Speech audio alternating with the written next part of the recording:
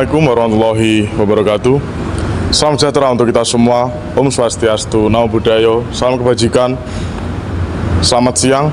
Kali ini saya berada di salah satu tempat wisata di Kota Blitar, yakni Makam Bung Karno. Di sini saya akan melakukan wawancara kepada pengunjung mengenai tentang permasalahan sosial yang dihadapi di sekitar Makam Bung Karno. Baik, selamat pagi Pak. Selamat pagi. Jadi hari ini kami akan melakukan wawancara singkat terkait dengan fenomena penjual bunga yang memaksa. Apakah Bapak pernah dipaksa penjual bunga untuk membeli bunganya? Itu saya rasa sudah manusiawi Pak, kan dianya ingin bunganya kebeli, terus kita pengunjung kan juga butuh bunga gitu aja.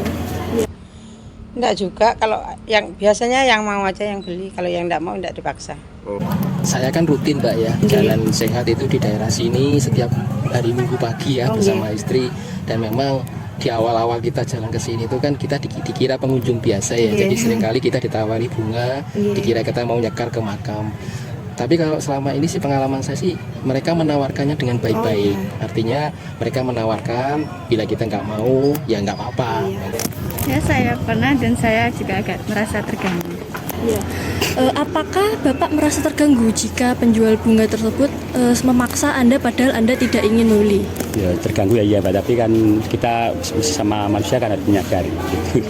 Ya, karena itu melanggar hak dan kewajiban seorang pendatang. Menurut Bapak sendiri itu kalau misalkan memang bahkan Bapak nggak pernah dipaksa. Nah kalau misalkan Bapak melihat secara langsung pemaksaan tersebut, tanggapan Bapak bagaimana? Saya pernah lihat ya, jadi ada rombongan itu yang memang mereka itu kan mau ke makam itu kan mau ziarah ya Mbak ya. Jadi mungkin para ibu-ibu itu kan sudah paham ya, oh ini orang mau ziarah nih. Ini yang pasti mau butuh bunga ya untuk ke dalam itu. Yang mereka tawarkan ya pernah sih sampai ada yang memaksa. Tetapi menurut saya itu masih wajar sih. Bisakah Anda menceritakan secara singkat pengalaman tersebut? Saya saat pertama masuk ke pusat bunga tersebut, dan saya terasa dipaksa-paksa buat membeli bunganya. Pada saat saya masuk ke makam, saya selalu dipaksa. Nah, di situ saya disuruh membeli. Nah, itu ya ada yang dari depan, dari yang belakang. Tadi ya lama-lama ya kebeli. Jadi tetap kebeli ya Pak? Iya, tetap kebeli. Lalu pertanyaan selanjutnya, apakah Anda pernah mencoba menolak dengan sopan kepada penjual bunga? Pernah. Saya bilang, maaf Bu, saya tidak membelinya gitu. Biasanya cuman kita cukup bilang aja, enggak Bu, kita cuman mau jalan aja. Kita nggak mau ke makam, ke dalam. Oh nggak mau nyekar gitu, cuma jalan-jalan. Ya pernah. Karena dipaksa ya nggak beli gitu. Saya jelas secara sopan lah, kan menjaga perasaan seorang supaya dia tidak tersinggung kan gitu. Kalau di tolak secara pasar kan pasti tersinggung, manusiawi lah kadang kan ya. Menurut Anda, apa yang seharusnya dilakukan pihak berwenang untuk mengatasi masalah tersebut? Seharusnya pihak berwenang itu harus memberikan edukasi kepada si penjual bunga. Seharusnya pengelola wisata ini ya harus antisipasi lah kan Mbak gitu. Aduh, ditertibkan lagi di penjualnya itu kesannya itu memaksa lah gampang gitu, tertibkan lagi dari saya begitu. Selanjutnya, apakah ada laporan atau pengaduan resmi yang diajukan terkait tindakan pemaksaan penjual bunga? Kalau itu sebelumnya kayaknya nggak ada, tapi nggak tahu kalau lain-lain hari. Maaf, saya kurang tahu soalnya saya juga pengunjung di sini. Oh iya. Lalu selanjutnya menurut Bapak itu kalau misalkan ada pemaksaan seperti itu, saran ke Bapak sendiri itu bagaimana? Kalau menurut saya ya Mbak ya, yang namanya orang jualan sampai memaksa itu kan berarti ada ketidakseimbangan antara jumlah yang jualan sama pengunjung yang ditawarkan.